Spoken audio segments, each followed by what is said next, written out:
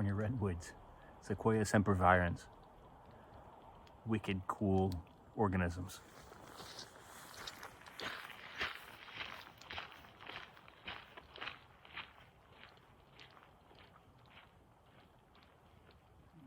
Two, three trunks.